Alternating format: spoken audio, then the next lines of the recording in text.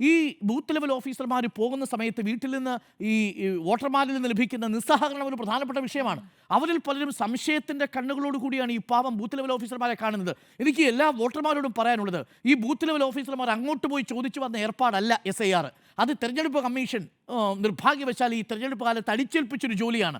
അത് ചെയ്യാൻ വരുന്ന ഈ ബൂത്ത് ലെവൽ ഓഫീസർമാരെ നിങ്ങൾ മോദിയുടെ ഏജന്റ് എന്ന പേരിൽ ബ്രാൻഡ് ചെയ്ത് ശിക്ഷിക്കാൻ നിൽക്കരുത്, അവരെ ക്രോസ് ചെയ്യാൻ നിൽക്കരുത്. അവർ വന്ന് ഈ ഫോം തരുന്നു, അത് നിങ്ങളിത് പൂരിപ്പിച്ച് കൊടുക്കുക.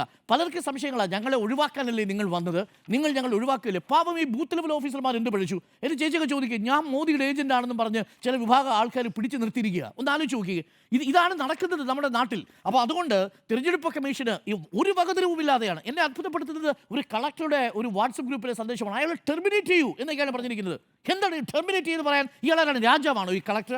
ഇത്തരം ഉത്തരവാദിത്വമില്ലാതെ, ഒരല്പം പോലും സഹാനുഭൂതിയില്ലാതെ, ഒരു കമ്പാഷനേറ്റ് അല്ലാതെ ഇങ്ങനെയൊരു പ്രൊസീജിയർ നടത്തിയതുകൊണ്ട് ജനാധിപത്യം എങ്ങനെ പൂവണിയും എന്നാണ് ഈ ഉദ്യോഗസ്ഥ പുങ്കവന്മാർ കരുതിയിരിക്കുന്നത്.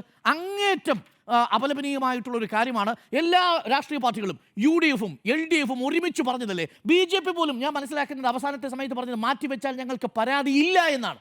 എന്നിട്ടും ഇത് ഈ സമയത്ത് നടപ്പിലാക്കണമെന്നുള്ള വാശി ആരെ സന്തോഷിപ്പിക്കാനാണ്?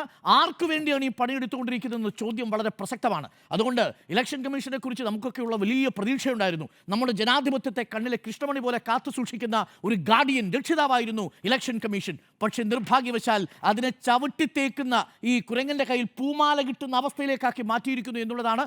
അതിൻ്റെ പേരിൽ 2 ജീവനുകൾ പൊലിഞ്ഞിരിക്കുന്നു. ഇത് ഇപ്പോൾ കേട്ടുകൊണ്ടിരിക്കുന്ന BLO-മാരടക്കം ആത്മഹത്യ ഒന്നിനും ഒരു പ്രശ്നത്തിൻ്റെ പരിഹാരമേ. ഈ പ്രശ്നം പരിഹരിക്കപ്പെടണം. നിങ്ങൾ ഇന്ന് നടത്തിയ ചെറുത്തുനിൽപ്പ് പോലെ ഈ പൊതുസമൂഹം നിങ്ങൾക്കൊപ്പമുണ്ട്.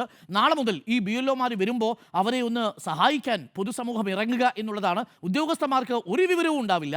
ഇവരെ നിയന്ത്രിച്ചു നിർത്തുന്ന ഈ കളക്ടർമാർ മുതൽ തിരഞ്ഞെടുപ്പ് കമ്മീഷൻ വരെയുള്ള ഉദ്യോഗസ്ഥർക്ക് ഇവരുടെ കാര്യത്തിൽ ഒരു സഹാനുഭൂതിയും ഉണ്ടാവില്ല. പക്ഷേ ഇതേപോലെയുള്ള സ്ത്രീകളായിട്ടുള്ള BLO-മാർ എത്തുമ്പോൾ അവരോട് അല്പം കരുണയും അവരോട് സഹകരിക്കാനുള്ള മനോഭാവമെങ്കിലും ഇനി നിങ്ങൾ കാട്ടണം. അത് മാത്രമേ നമ്മുടെ മുന്നിലുള്ളൊരു വഴിയുള്ളൂ. കോടതിയിൽ പോയി, പക്ഷേ കോടതിയിൽ നിന്നും അനുകൂലമായ വിധി വരുമെന്നും നമുക്ക് ഈ ഘട്ടത്തിൽ പ്രതീക്ഷിക്കുക വയ്യ.